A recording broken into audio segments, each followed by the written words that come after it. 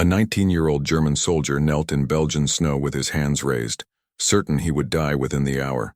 Instead, what happened next would shatter everything the Third Reich had taught him about his enemies, and give him a family he never expected to find on the other side of the world. December 1944. The Ardennes forest had become a frozen hell of artillery fire and dying screams.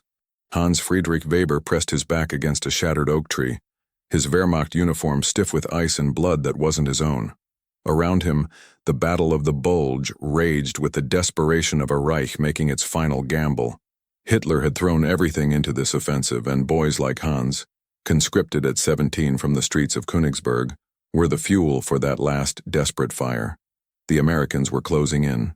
Hans could hear their tanks grinding through the snow, their voices shouting commands in that harsh English he'd been taught to fear. His rifle lay 3 meters away where he'd dropped it, the barrel bent from an explosion that had killed the 2 men beside him. His ears still rang from the blast. Through the smoke and snow he saw them coming. Olive-drab uniforms moving between the trees with practiced efficiency. Hans raised his hands. His Hitler youth training screamed at him to fight, to die with honor for the fatherland. But his body, young and wanting desperately to live, chose surrender instead. An American soldier, probably not much older than Hans himself, approached with his rifle raised. Their eyes met. Hans saw no rage there, no murderous intent, only the same exhausted relief that must have shown in his own face. Within hours, Hans found himself in a column of German prisoners marching west, away from the front lines. The propaganda had been explicit about what happened to Wehrmacht soldiers captured by Americans. Torture, execution, starvation in open fields.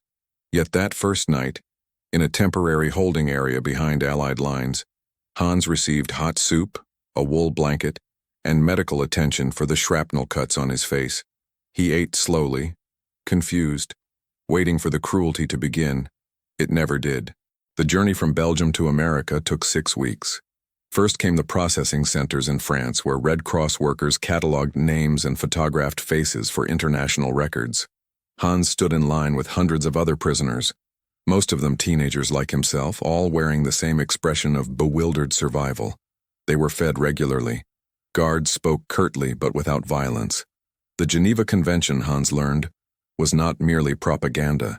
The Americans actually followed it. In February 1945, Hans crossed the Atlantic on a converted Liberty ship. The hold was crowded and cold, but there was food twice daily and access to medical care. Some of the older prisoners, veterans of the Eastern Front, spoke in hushed tones about what they'd heard of Soviet camps. Compared to that fate, they whispered, this was a gift from God. America announced itself through the mouth of New York Harbor. Hans stood on deck with 200 other prisoners, staring at the impossible skyline of Manhattan. The Statue of Liberty rose from the water like something from a fever dream. None of the photographs in German schoolbooks had prepared him for the sheer scale of it. This nation that Hitler had dismissed as weak and mongrel now revealed itself as something vast and unconquerable. Trains carried them west through landscapes Hans had only imagined. Farmland stretched to horizons unbroken by bomb craters. Cities glowed with electric lights that knew no blackout. In every town they passed, he saw civilians with full cheeks and clean clothes, utterly untouched by war. The contrast to his starving Germany hit like a physical blow. Camp Ellis in Illinois became Hans's new world. The compound sprawled across former farmland, row after row of wooden barracks surrounded by wire fences that seemed almost symbolic. Guards carried rifles but rarely showed them. Prisoners received work assignments, educational classes, even recreation time. There were libraries, sports leagues, musical instruments. Hans attended his first democracy lecture in broken English, listening to an American captain explain concepts his Hitler youth leaders had taught him to despise. But the real transformation began when Hans received his labor assignment in March 1945. A sergeant read from a clipboard, Weber, Hans, agricultural detail, Sheboygan County, Wisconsin. You'll work for a family named Hoffman, dairy farm. Be ready at 0600 tomorrow. The truck ride north took most of a day. Hans sat in the back with 5 other prisoners, watching America scroll past through gaps in the canvas cover. Everything looked impossibly clean and organized. Fields lay ready for spring planting. Barns stood freshly painted. This was the enemy homeland he'd been trained to hate. yet it resembled more the pastoral paintings in his childhood schoolbooks than the decadent wasteland described in propaganda films. The Hoffman farm appeared at the end of a long gravel drive, a white two-story house flanked by red barns and silver silos. Hans climbed down from the truck with his small bundle of possessions, a spare uniform, toiletries, and the letters from home that had followed him across the Atlantic. An American guard spoke briefly with the man waiting by the porch, then drove away without ceremony.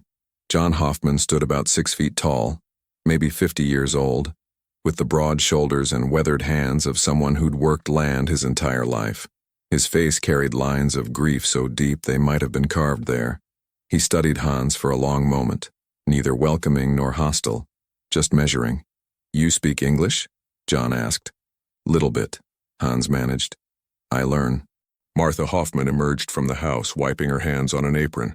She was smaller than her husband, with graying hair pulled back and eyes that held the same profound sadness. She looked at Hans, and something flickered across her face. Pain, or perhaps recognition of something lost. "He's just a boy, John," she said quietly. "They're all boys," John replied. Then to Hans, "You know dairy farming?" Hans shook his head. "You'll learn that too, then. Come on, I'll show you where you'll sleep." The small room above the barn was sparse but clean. A cot, a chair, a wash basin, and a kerosene lamp. A window overlooked the fields, stretching toward a distant tree line. After the crowded barracks of Camp Ellis, the privacy felt almost uncomfortable. Hans set down his bundle and noticed something on the chair, a folded quilt in a pattern of blue and white stars. "My wife made that," John said from the doorway. "Figured you'd need it. Gets cold at night still." That first evening, Martha called Hans to the house for supper. He climbed down from the barn room, uncertain of what to expect. The kitchen was warm and filled with smells that made his stomach clench with sudden hunger. The table held more food than Hans had seen in a single place since before the war. Pot roast, potatoes, fresh bread, green beans, milk in a glass pitcher. "Sit," Martha said, gesturing to a chair. Hans sat. John took the head of the table, Martha beside him. There was a fourth chair, empty, with a place setting laid as if waiting for someone. John saw Hans looking at it. "That was our son's chair," John said simply. "Michael. He died in France last June. Normandy." The words settled over the table like ash. Hans stared at his plate, understanding suddenly the weight in this house, the careful distance these people kept.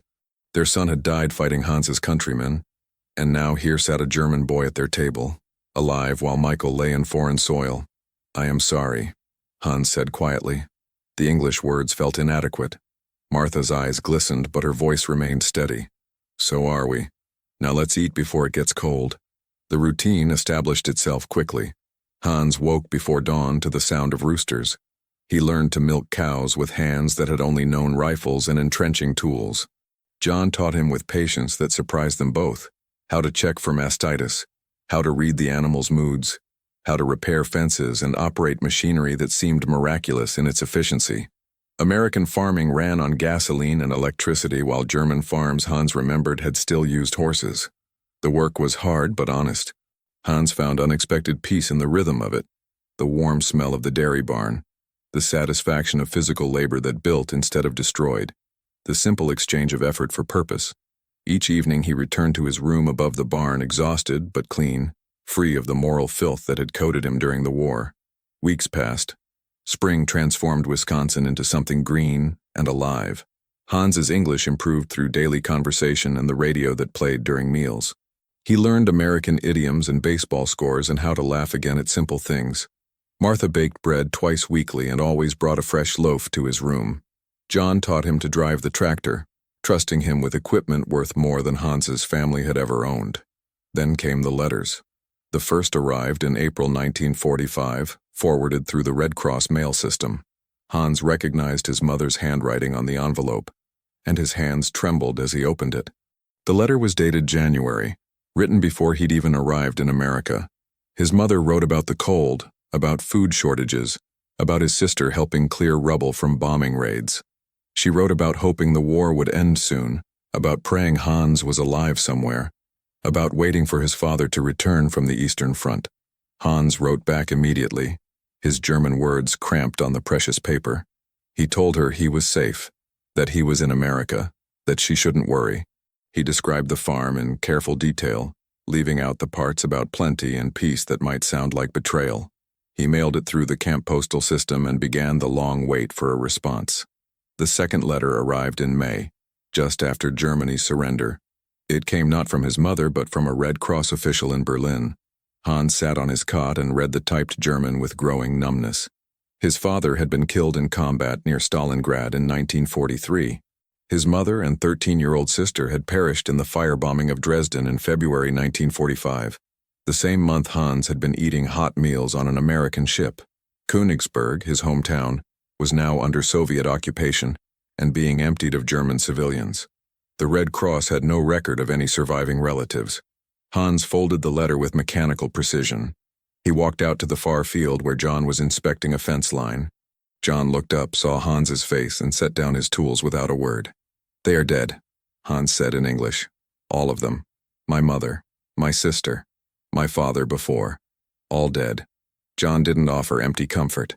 He simply stood there, this American farmer who'd lost his own son and let Hans exist in his grief. After a long silence, John spoke. "I'm sorry, son." The word, son, broke something in Hans. He wept for the first time since his capture, great heaving sobs that came from somewhere deep and terrible. John gripped his shoulder and held firm, anchoring him through the storm. Martha took the news with quiet tears of her own. That evening she prepared Hans's favorite meal. She'd been learning what he liked, and brought it to his room personally because he couldn't bear to sit at the table. She set it down, and then did something unexpected. She hugged him. Not a polite embrace, but a mother's grip, fierce and protective. "You're not alone," she whispered. "You hear me? You're not alone." Over the following weeks, something shifted in the household. Hans was no longer simply a laborer, a prisoner assigned to work detail. He became present in ways he hadn't been before. John asked his opinion on farm decisions. Martha taught him her recipes. They included him in conversations about the future, about crops and weather and the price of milk. One evening in June, John took Hans to the small cemetery behind the local church. Michael's grave lay under an oak tree, the headstone simple and dignified. Fresh flowers, Martha's weekly offering, brightened the grass. "He wanted to be a teacher," John said, staring at his son's name carved in granite. "Always had his nose in books, but when the war came he enlisted right away. Said it was his duty." John's jaw worked. "I was proud of him. Still am. But God, I wish he'd stayed home." Hans stood silent beside this man who'd given him work, food, shelter, and now something deeper, a glimpse into the private chambers of his grief. "Your boy," John continued, "the one who killed my Michael, or the one Michael killed. Probably he was just like you. Scared kid doing what he was told." He turned to look at Hans directly. "This war turned children into soldiers and called it glory. But there's no glory in any of this, just waste. I wish I could bring him back," Hans said quietly. "I know you do." John put his hand on Hans's shoulder. "Come on. Martha will have supper ready." Summer brought the community into Hans's orbit. Martha insisted he attend church on Sundays, and though Hans felt conspicuous in his POW clothing among the Americans, the congregation proved surprisingly welcoming. Many were of German descent themselves, second- and third-generation immigrants who spoke the language at home and maintained old traditions. They saw in Hans an echo of their own ancestors, refugees and seekers of better lives. The town held a 4th of July celebration that year with unusual fervor, their first Independence Day since victory in Europe. Hans watched the fireworks from the Hoffman's porch, sitting between John and Martha like family. The colorful explosions lit up the night sky, and Hans thought about Dresden burning, about different kinds of fire and what they meant. There was a dance in late July at the community hall. Martha convinced Hans to attend despite his protests. "You're 20 years old," she said firmly. "You should be dancing with pretty girls, not sitting alone in a barn." The hall was crowded with farmers and their families, with returned soldiers and their sweethearts, with the living celebrating survival. Hans stood awkwardly by the refreshment table until a girl approached him. She had auburn hair and freckles and a smile that seemed genuinely curious rather than hostile. "You're the German boy staying at the Hoffmans," she said. "I'm Clara Brennan. Dance with me?" Hans stammered something about not knowing American dances. But Clara laughed and pulled him onto the floor anyway. She taught him basic steps to swing music while other couples spun around them. Some people stared, a few frowned, but most simply went on with their own celebrations, and Hans felt something he hadn't experienced in years, the lightness of youth, of possibility, of being more than a soldier or prisoner. Clara's father was a banker who'd come to America from Bavaria in 1920. He approached John one day to ask about the German boy. "He's a good worker," John told him. "Decent kid who got caught up in something bigger than himself. My father left Germany because he saw what was coming," Mr. Brennan said. "Brown shirts and madness. I'm glad some of the young ones survived it. Will he go back when they send them home?" John had no answer to that. The question hung over everything as 1945 turned to 1946. Repatriation was beginning. Some prisoners were already being shipped back to Germany, to occupation zones and uncertain futures. Hans received preliminary paperwork asking about his family status, his hometown, his preference for British, American, French, or Soviet zones of occupation. The forms assumed he had somewhere to return to, someone waiting. Hans filled them out with mechanical honesty. Family status, all deceased. Hometown, under Soviet occupation. Preference, anywhere but Russian control. He submitted the papers and tried not to think about what came next. John found him in the barn one evening staring at nothing. "Got your papers filed?" John asked. Hans nodded. "What did you put for destination?" "British zone. Hamburg, maybe. I do not know these places." John sat down on a hay bale, his expression troubled. "Martha and I have been talking. About you going back. About what's waiting there." "I must go," Hans said quietly. "It is law. I know it is. But that doesn't mean it's right." John pulled out his pipe but didn't light it, just turned it over in his hands. "If there was a way for you to stay, would you want to?" The question opened a chasm of longing Hans had been trying to ignore. Want to stay? He wanted it with an intensity that frightened him. Stay in this place where he woke to Martha's cooking and John's steady teaching. Stay in this strange country that had treated him with more humanity as a prisoner than his own nation had shown its citizens. Stay where Clara smiled at him and the future held something other than rubble and starvation. "Yes," Hans whispered, "but it is not possible." "Probably not," John admitted, "but I had to ask." The winter of 1946 brought news from Germany that confirmed Hans's worst fears. Letters from other prisoners whose families had survived told of apocalyptic conditions. Cities remained in ruins. Food was scarce to the point of famine. The occupation authorities struggled to maintain order amid millions of displaced persons and refugees. The winter was brutal, killing thousands who lacked adequate shelter or fuel. Hans read these accounts and felt sick with guilt and relief. Guilt that he was safe while his countrymen suffered. Relief that he didn't have to face that hell. He worked harder, as if physical exhaustion could quiet his conscience. John noticed but said nothing, just worked alongside him. Spring 1947 brought the final notice. Hans was to report to Camp Ellis by May 15th for processing and repatriation. Expected departure for Germany, June 1947. Transportation would be provided. Personal effects limited to one bag. Martha cried when Hans told them. John's face turned to stone. They sat at the kitchen table, the dinner going cold, none of them able to find words adequate to the moment.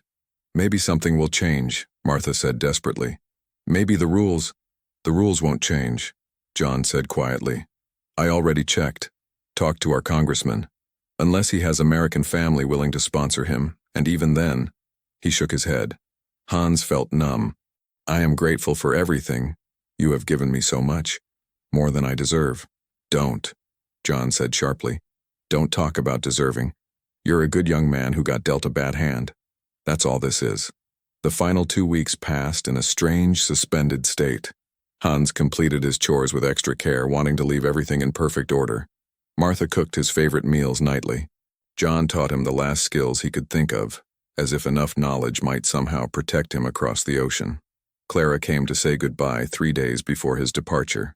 They walked through the spring fields, both knowing this was an ending. "Will you write to me?" she asked. "If you wish," Hans said, "but I do not know where I will be. Write to me anyway. Promise." He promised. The night before his departure, Hans couldn't sleep. He sat on his cot in the barn room. looking at the few possessions he'd accumulated.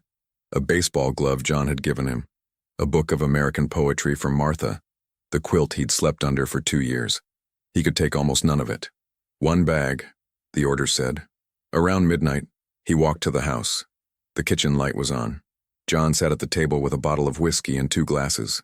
"Figured you might be up," John said. He poured 2 measures and pushed one across the table.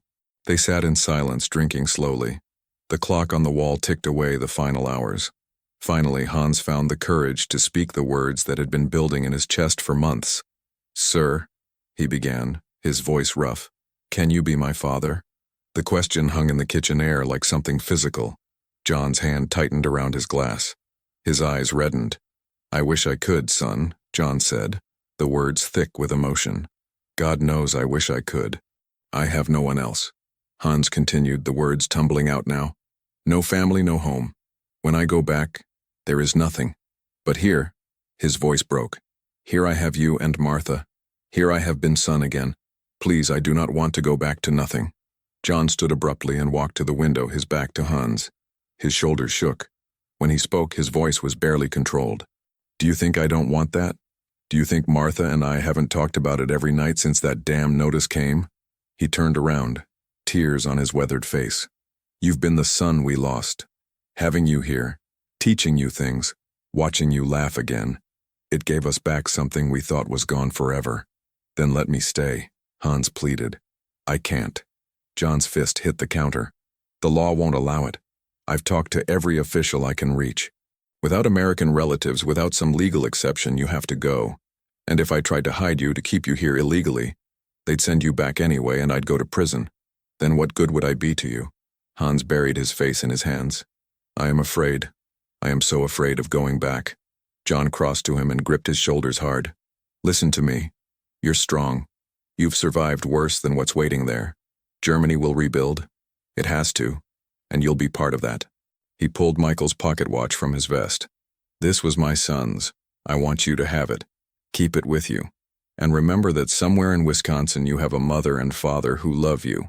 Martha appeared in the doorway in her robe, her face wet with tears. She came to Hans and held him like she had the day he learned his family was dead. Fierce and protective and full of love that defied laws and borders. "You write to us," she ordered. "Every week. You hear me?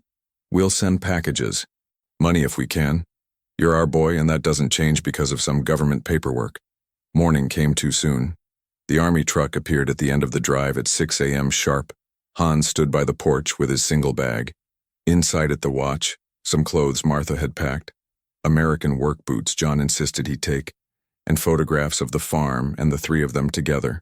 Martha pressed a thick envelope into his hands. "Letters," she said, "one for each month of the first year. To remind you you're not alone." John shook his hand, then pulled him into an embrace that said everything words couldn't. "You be brave, son, and you come back to us when you can, however long it takes." Neighbors had come. Clara with her family, people from church, other farmers who'd grown accustomed to seeing Hans around town. They stood in a small crowd, bearing witness to this strange goodbye. Clara kissed his cheek and pressed a small photograph into his palm, her senior picture from high school, signed on the back with her address. Hans climbed into the truck. The driver, a bored corporal who'd done this run dozens of times, started the engine. As they pulled away, Hans looked back through the rear window. John and Martha stood together in the drive, John's arm around his wife's shoulders, both of them waving. Hans watched until they disappeared from sight. The processing at Camp Ellis was efficient and impersonal. Hans joined hundreds of other prisoners being prepared for repatriation. They received new clothes, medical examinations, official discharge papers from POW status, and orientation briefings about what to expect in occupied Germany. The officials spoke in cheerful tones about reconstruction efforts and Allied assistance, but Hans heard the unspoken truth beneath the words. They were being sent back to a wasteland. The ship departed from New York in early June. Hans stood on deck as the Statue of Liberty receded into the distance. That same copper woman who'd greeted him as a frightened prisoner now watching him leave as something else entirely. What exactly, he wasn't sure. The Atlantic crossing took 2 weeks. The ship was crowded with repatriates, former prisoners, displaced persons, refugees who'd somehow ended up in America, and now were being returned. Some were eager to get home to families that had survived. Others wore Hans's same expression of dread. A man named Karl, probably 40 years old, stood beside Hans at the rail one evening. "First time I've been scared of going home," Karl said. "I have a wife and daughter in Munich. Haven't seen them since '43. Don't even know if they're alive." "I hope they are," Hans said. "And you? Family?" "No. All gone." Karl nodded slowly. "Then why go back at all? You're young. You could have run, tried to disappear in America." "I thought about it," Hans admitted. "But I am not good at lying. And the people who took care of me, they would have suffered for it." "Decent of you," Karl said. "We'll need decent young men for what comes next." Hamburg appeared through morning fog, a city of ruins that barely resembled the photographs Hans had seen in school.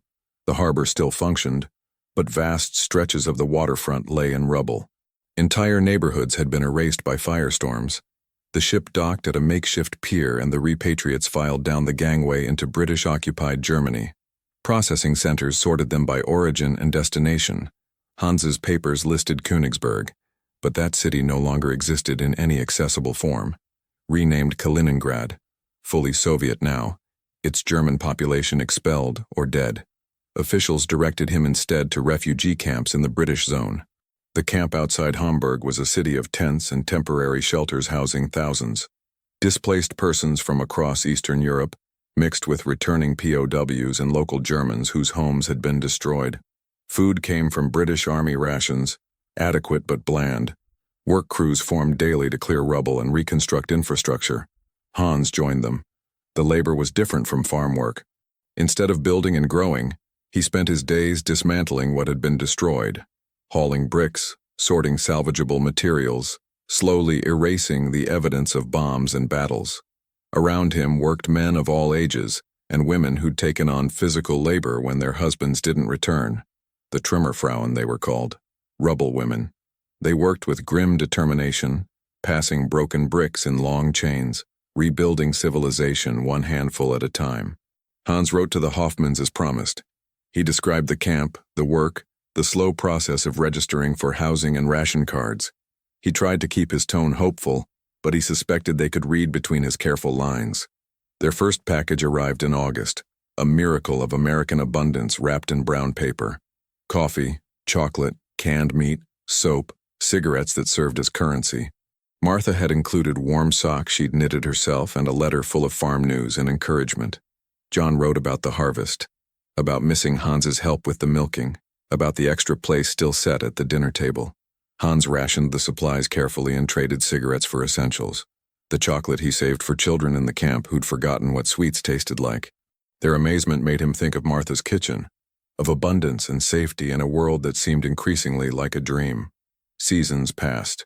Hans moved from the camp to a work detail in Hamburg proper, where reconstruction efforts were concentrated. He learned masonry and carpentry, skills that were desperately needed. He rented a corner of a basement room from an old widow who'd lost 3 sons in the war. It wasn't much, but it was private. 4 walls and a door, his first real home since the farm. He wrote to Clara as he'd promised. Her letters back came less frequently as time went on, which Hans understood. She was building her life in America, attending normal college dances and planning a normal future. He was rebuilding from rubble on the other side of the world. The gap was too wide, but the Hoffmans never faltered. Martha's letters came weekly, John's monthly. The packages arrived with impressive regularity. They sent photographs, the farm in autumn, the barn painted fresh red, themselves aging gracefully. They asked about his health, his work, his plans. They signed every letter, love, Mom and Dad. In 1950, John's letter came with a different enclosure, immigration sponsorship paperwork. "We've been working with a lawyer," John wrote. "There might be a way to bring you back. It's complicated and expensive and could take years, but Martha and I want to try if you're willing." Hans held the papers with shaking hands. Return to America, return to the farm, to the people who'd claimed him as their own. He filled out every form with meticulous care. The process was exactly as slow as John had warned. Applications, interviews, background checks, quota restrictions.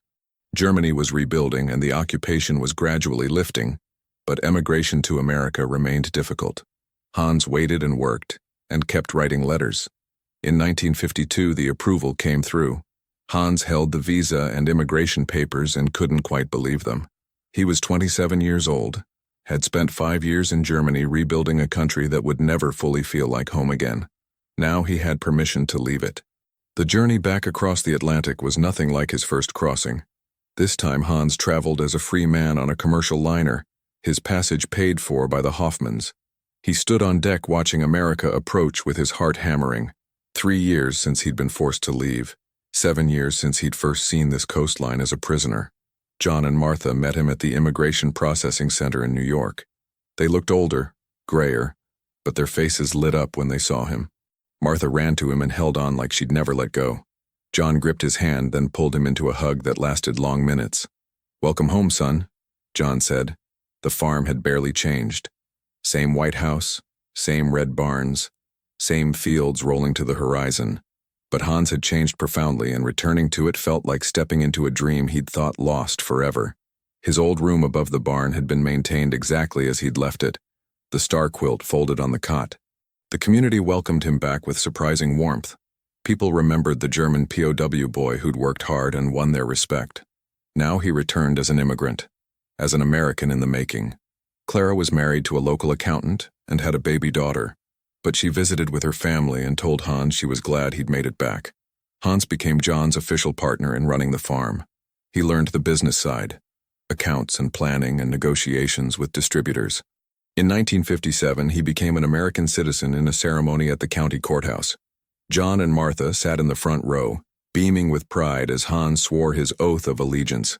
That same year, Hans married a schoolteacher named Ruth, who'd grown up 2 counties over. They held the wedding at the church where he'd first felt welcomed back in 1945. Their first son, born in 1958, they named Michael John Weber.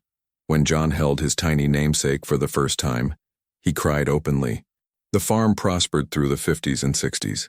John gradually stepped back, letting Hans take over daily operations.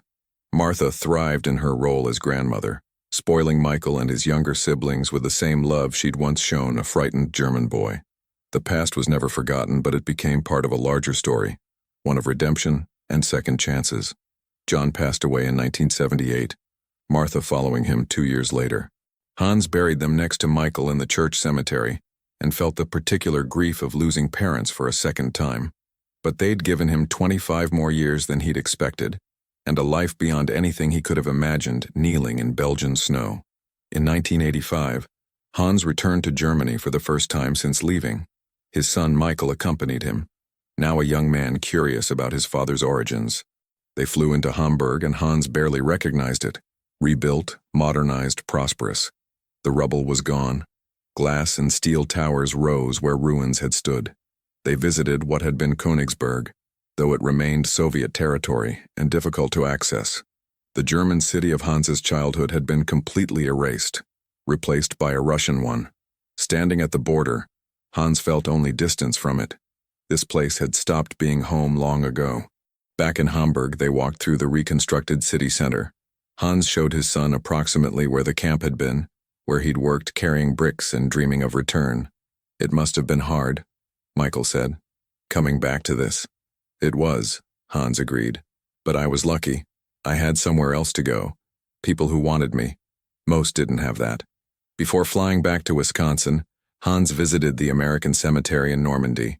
He walked among endless white crosses until he found a grave with Hoffman, Michael J. etched in the stone. Hans placed flowers there and Michael's pocket watch, the one John had given him 40 years earlier, on the base of the marker. "Thank you," Hans said quietly. "I don't know if you can hear this wherever you are, but thank you. Your parents saved me. They gave me the life you should have had. I hope that means something." The watch glinted in the French sunlight. Hans stood for a long moment, then retrieved it. John had wanted him to keep it after all. But the gesture had been made. Flying back across the Atlantic with his son beside him, Hans reflected on the strange path his life had taken. A war had made him a soldier. Capture had made him a prisoner. Compassion had made him a son. And perseverance had made him an American. He'd lived 2 lives in 2 countries, been shaped by both and fully belonged to neither in some ways, yet completely belonged to both in others. His son fell asleep against the airplane window. Hans watched him and thought about legacy, about how trauma and grace both passed through generations. Michael would never know war as Hans had, never know that desperate hunger for belonging. That was a gift, perhaps the greatest one Hans could give, this inheritance of peace. The farm appeared below as they approached Wisconsin. Green fields laid out in neat sections, barns and silos marking family holdings that had endured for generations. Hans's own contribution to that endurance would outlast him. The land expanded and improved, the business modernized, the children raised to understand work and responsibility and kindness. That evening, back at the farm, Hans sat on the porch where he'd sat so many times with John.